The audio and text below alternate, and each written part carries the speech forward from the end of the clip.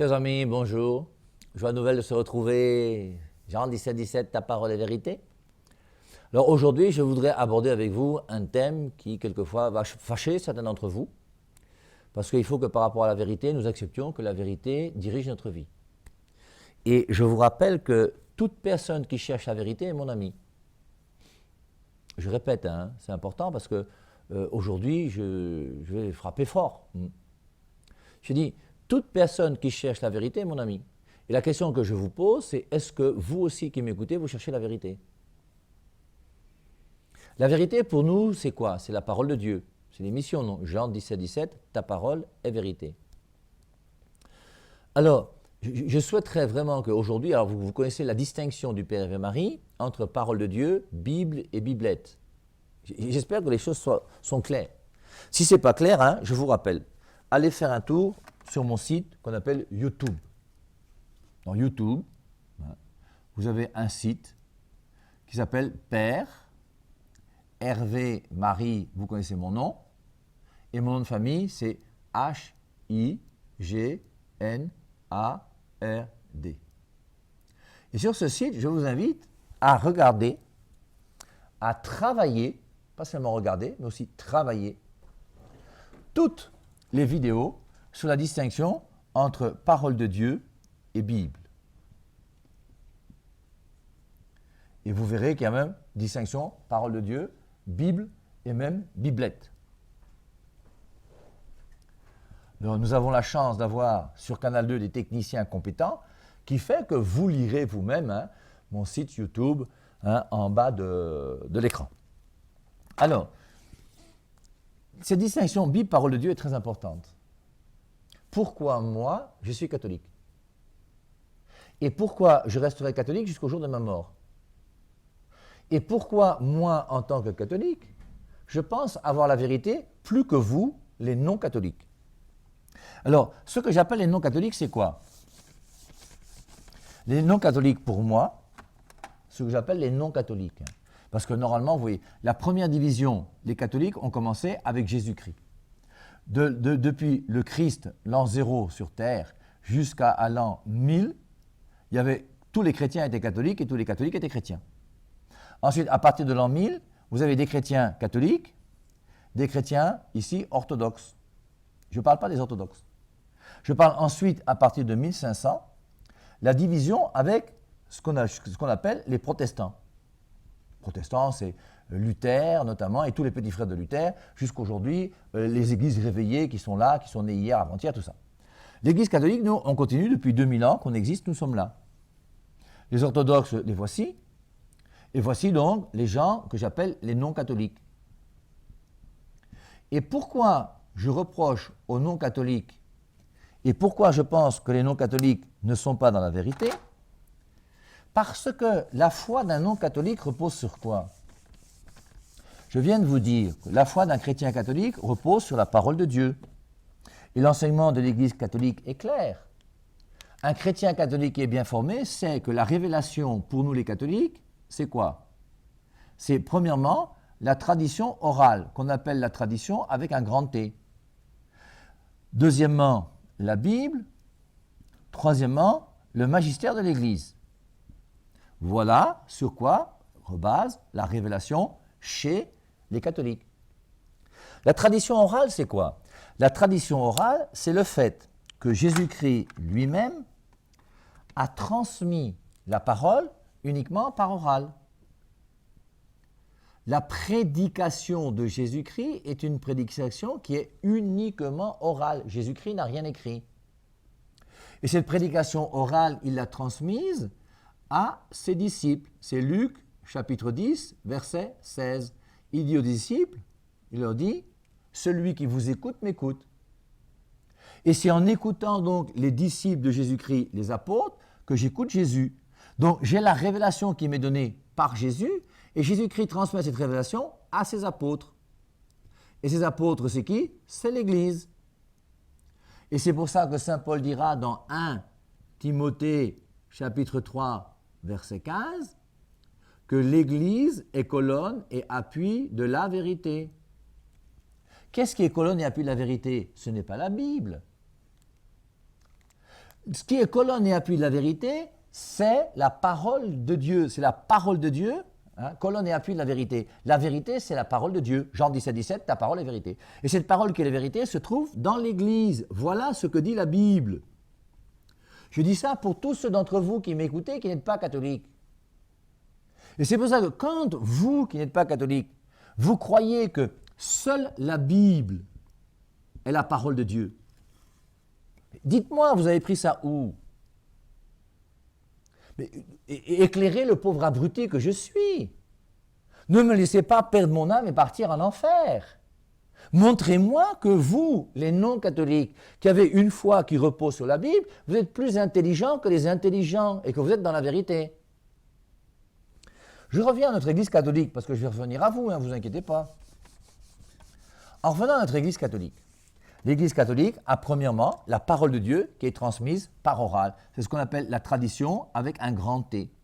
Et la tradition avec un grand T transmet intégralement tout ce que le Christ a donné aux apôtres. Et les apôtres continuent à évangéliser en donnant la doctrine de Jésus-Christ, même si rien n'est écrit encore. Je vous rappelle que les apôtres Jean ont commencé à croire et à devenir chrétiens. Ils n'ont jamais lu le Nouveau Testament de la vie. Surtout que vous devez savoir que la Bible est née en l'an 400. Avant l'an 400, il n'y a pas de Bible sur la terre. Donc depuis l'an 0 où Jésus-Christ est venu jusqu'à l'an 400, il y a eu des milliers de martyrs, d'hommes et de femmes qui ont confessé leur foi. Et ces milliers de martyrs qui ont été là, qui étaient chrétiens et qui ont donné leur vie pour Dieu, ils n'avaient pas de Nouveau Testament. Mais ils avaient la foi. Pourquoi? Romains 10, 17, la foi vient de ce qu'on entend et ce qu'on entend vient de la parole du Christ. Nous avons la tradition orale. Cette tradition orale fait que ces personnes qui ont écrit, qui ont enseigné la doctrine de Jésus-Christ, certains ont écrit. Et ayant écrit, on aura donc quelques années plus tard un document qu'on appelle la Bible. Et c'est l'Église qui en 397 va dire que le Nouveau Testament implique 27 livres. Alors, ça pose déjà un problème pour vous les non-catholiques. Pourquoi est-ce que vous croyez que le Nouveau Testament a 27 livres? Mais dites-moi, votre Nouveau Testament de 27 livres, vous l'avez pris où? Il est né quand? Et c'est pour ça donc, je ne peux pas croire que le Nouveau Testament a 27 livres et qu'il est inspiré par Dieu, sans croire en l'Église que le Christ a voulu. Cette Église qui est colonne et appui de la vérité. Et ensuite, pour nous les catholiques, le magistère c'est quoi? On s'aperçoit que dans la tradition orale et dans la Bible, il y a des choses dont Jésus-Christ n'a pas parlé. Par exemple, le condom, les préservatifs, les bébés éprouvettes. Je sais pas, toutes ces choses. Il y a, comment faire pour naviguer sur le net. Il n'y a pas un seul verset qui parle de la pornographie. Moi, je n'en connais pas. Bon. Donc, on voit tous ces problèmes modernes que nous rencontrons aujourd'hui, que voici là. Tous ces problèmes modernes, qu'est-ce que nous devons en penser? Qu'est-ce qu'aujourd'hui un chrétien doit penser des bébés éprouvettes, de la fécondation in vitro? Cherchez dans la Bible, vous ne trouverez rien. Cherchez dans la tradition orale, vous ne trouverez rien. Et cela, l'Église, en ayant le dépôt de la foi par rapport à la tradition orale, la foi qui est donnée, va nous dire, en tant qu'elle est enseignante, c'est ça, magistère, ce que nous devons penser des problèmes modernes qui existent aujourd'hui. Nous, les catholiques, nous avons une foi qui repose sur la parole de Dieu. Et la parole de Dieu, ce n'est pas uniquement la Bible, comme veulent le faire croire certaines personnes. Je reprends ces références que vous connaissez par cœur. Jean chapitre 20, versets 30 et 31. Jean chapitre 20, versets 30 et 31. Jean chapitre 21, verset 25, où il est dit que le Christ a fait en présence des disciples beaucoup d'autres miracles qui ne sont pas écrits dans ce livre. Donc il y a des choses que Jésus-Christ a dites et faites et qui ne sont pas dans la Bible. Vous avez Colossiens chapitre 4, verset 16, où saint Paul, dans l'Épître aux Colossiens, parle d'une lettre qu'il a écrite à la ville de Laodicée. Et il dit, la lettre que je vous envoie chez vous à Colosse, lisez-la aussi, faites-la lire à Laodicée. Et la lettre que j'ai envoyée aux Laodicéens, lisez-la aussi chez vous à Colosse. Cette épître aux Laodicéens, où est-elle? Et l'épître aux Laodicéens est une épître de Paul qui est perdue. Paul n'a pas écrit uniquement 13 épîtres dans sa vie. Il a écrit davantage d'épîtres que les 13 épîtres qui sont là. Il y a au moins une épître qui est perdue, c'est celle aux Laodicéens. Si vous reprenez Romains, 1 Corinthiens, 2 Corinthiens, Galates, Éphésiens, Philippiens, Colossiens, Thessaloniciens, 2 Thessaloniciens, Timothée, 2 Timothée, Tite et Philémon, voici les 13 épîtres de Paul, il n'y a pas l'épître aux Laodicéens. Même chose dans 1 Corinthiens, chapitre 5, verset 9, et dans 1 Corinthiens, chapitre 5, verset 9, Saint Paul dit que « Passons maintenant à ce que je vous ai écrit ». Dans la première épître aux Corinthiens, il dit « Passons maintenant à ce que je vous ai écrit ». Ça veut dire qu'il a déjà écrit une lettre aux Corinthiens avant la première épître aux Corinthiens. Où est-elle? Elle est perdue. Ce qui montre bien que ma foi ne repose pas sur les écrits. Je reprends, Romains 10, 17. La foi vient de ce qu'on entend et ce qu'on entend vient de la parole du Christ. Alors maintenant, ce que je voudrais, c'est que vous, les non-catholiques, vous m'expliquiez pour quelle raison, moi, Père Hervé Marie, je devrais croire que seule la Bible est la parole de Dieu. C'est vraiment curieux quand on réfléchit. Hein. Vous voyez, tous ces gens qui sont non-catholiques, qui nous prennent pour des dogmatiques. Vous avez des dogmes dans l'Église catholique. Mais vous, les non-catholiques, là, vous avez un dogme qui est terrible, qui n'est même pas biblique, qui n'a rien, aucune référence à la Bible. Votre premier dogme à vous, les non-catholiques, c'est « Seule la Bible est la parole de Dieu ». Et c'est ce que vous trouvez dans tous les sites non catholiques vont vous dire que la norme de la foi, c'est la Bible. Vous avez pris ça où? Où est-ce que vous avez... Mais dites-moi, vous avez pris là, cette histoire, on appelle ça en latin sola scriptura. Sola scriptura, ça veut dire que seule l'écriture est la parole de Dieu. Première des choses, quand vous enseignez, vous les pasteurs, que seule l'écriture est la parole de Dieu, vous enseignez un mensonge. Et je vous mets au défi, tous les pasteurs là qui m'écoutez là, pas le bub-bub, que les choses soient claires, venez défendre votre foi. Je vous mets au défi de trouver une seule référence biblique qui justifie le sola scriptura. Et je tiens à vous dire aujourd'hui, vous, les non-catholiques, que vous croyez, c'est bien, vous croyez des choses qui ne sont pas bibliques. Et la première chose que vous croyez et qui n'est pas biblique, c'est que seule la Bible est la parole de Dieu. Aucune référence biblique, ni de Jésus-Christ, ni de n'importe qui, ne peut justifier le sola scriptura. Ce n'est pas un enseignement chrétien. Revenir uniquement à la Bible, ce n'est pas intelligent. Ce qui est intelligent, c'est de revenir à la parole de Dieu. 1 Timothée 3,15, l'Église est colonne et appui de la vérité. Vous, les non-catholiques, je vous indexe, hein. Alors vous allez dire que quand tu mets le doigt comme ça, il y a 4 qui vont vers toi, il n'y a pas de souci. Mais répondez aussi à ma question, deuxième question que je vous pose. Demandez à un pasteur non-catholique quelle est la raison pour laquelle il croit qu'il y a 4 évangiles dans le Nouveau Testament. Donnez-moi une référence biblique qui montre qu'il y a 4 évangiles. Pourquoi croyez-vous qu'il y a 4 évangiles? Pas à cause de la Bible. Vous croyez des choses qui ne sont pas bibliques. La première réalité non biblique à laquelle vous croyez, c'est le sola scriptura. Deuxième vérité non biblique à laquelle vous croyez, c'est qu'il y a 4 évangiles. Troisième vérité, s'il n'y a qu'à 27 livres dans le Nouveau Testament. Et aucun pasteur protestant ne peut justifier, ou aucun pasteur non catholique ne peut justifier que l'évangile de Matthieu a été écrit par Matthieu. Mais comment faites-vous dans votre sermon, vous qui êtes non catholique, pour dire que lisez Matthieu 23, 9? Comment tu sais que c'est Matthieu qui a écrit? Puisque tu dis que seule la Bible est la parole de Dieu. Or, dans la Bible, il est dit nulle part que Matthieu a écrit l'évangile de Matthieu. C'est le serpent qui se mord la queue. Et c'est pour ça qu'au bout d'un moment, la conséquence de tout ça, c'est quoi? Eh bien, c'est que vous allez commencer à avoir votre interprétation de la Bible.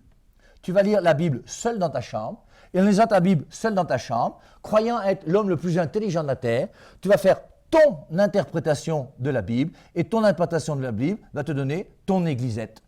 Et c'est comme ça qu'aujourd'hui, à partir de la Bible, tout le monde lit la Bible, tout le monde la comprend comme il peut ou n'importe comment, et chacun fonde son église. Moi, Père Hervé Marie, mon église n'a pas été fondée par un homme. Mon église à moi a été fondée par Jésus-Christ. La seule église qui revendique Matthieu 16, 18, c'est nous.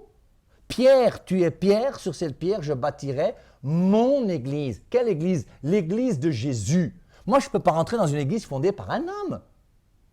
Un homme se lève et vous dit que Dieu m'a dit de fonder une église. Mais tu réfléchis souvent un peu le matin. Un homme vient te dire que Dieu m'a dit de fonder une église. Mais si Dieu lui a dit de fonder une église, c'est que Dieu est devenu fou. Puisque Jésus-Christ lui-même, qui est Dieu, a fondé sa part d'église. Est-ce que Jésus-Christ a échoué? Est-ce que Jésus-Christ s'est trompé?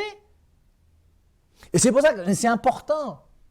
C'est vraiment bizarre de voir que le grand dogme des non-catholiques, cette grande vérité qui vient de nulle part, si, elle vient de Martin Luther, le fondateur des protestants. Seule la Bible est la parole de Dieu. Alors, allons-y, hein, parce que il faut quand même comprendre aussi une chose très importante. C'est que, qu'est-ce que c'est que la Bible? Alors, je me relève, hein. Qu'est-ce que c'est que la Bible? Je vous ai dit que la Bible est née en 397. Et c'est l'Église qui a discerné le nombre de livres de la Bible. Et dans l'Ancien Testament, nous avons 46 livres. Dans le Nouveau Testament, nous avons 27 livres. Tout le monde croit qu'il y a 27 livres dans le Nouveau Testament. Pourquoi? Ce n'est pas une vérité biblique, hein? Ce n'est pas la Bible qui le dit. Tout le monde croit que le Nouveau Testament a 27 livres. Pourquoi? Parce que l'Église catholique a discerné en 397 27 livres qui sont inspirés par Dieu. Tout le monde reconnaît que le Nouveau Testament a 27 livres, parce qu'on reconnaît que l'Église a eu le discernement de l'Esprit Saint pour discerner le nombre de livres du Nouveau Testament. Cette même Église nous dit que dans l'Ancien Testament, il y a 46 livres. Et 46 plus 27, ça donne 73 livres. Et les 73 livres, là, c'est bien la Bible officielle de l'Église, qu'on appelle la Vulgate, c'est la traduction latine, qui a été faite par Saint Jérôme en l'an 400. Et depuis l'an 400, la Bible est présente sur la terre. Avant l'an 400, il n'y a pas de Bible sur la terre. Voici la première Bible. 73 livres. Quand est née la Bible de 66 livres? Bien, je vais vous lire un document que j'ai imprimé pour vous. Je vous invite à faire un tour sur le net. Et en allant sur le net, vous cherchez éviction des livres deutérocanoniques. Alors je vous lis. L'éviction des livres deutérocanoniques dans les Bibles protestantes au XIXe siècle. Vous trouverez ça dans... Cherchez, hein, vous cherchez sur le net. Éviction des livres deutérocanoniques. Le troisième site qui s'ouvre, c'est Musée protestant. Vous cliquez dans ce site Musée protestant et vous aurez l'éviction des livres deutérocanoniques dans les Bibles protestantes. Alors, qu'est-ce que c'est que les livres deutérocanoniques? On en avait parlé une fois, hein. Mais c'est toujours bon, hein, de se répéter de temps en temps. Nous avons donc Dieu qui va parler à son peuple. Et quand Dieu va parler à son peuple, ben il va y avoir d'abord 39 livres qui racontent la relation de Dieu et de son peuple, qui sont écrits en hébreu.